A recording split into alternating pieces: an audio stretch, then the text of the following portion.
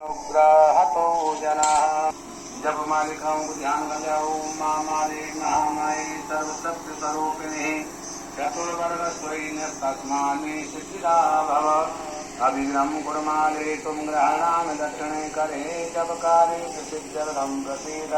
पूज्यः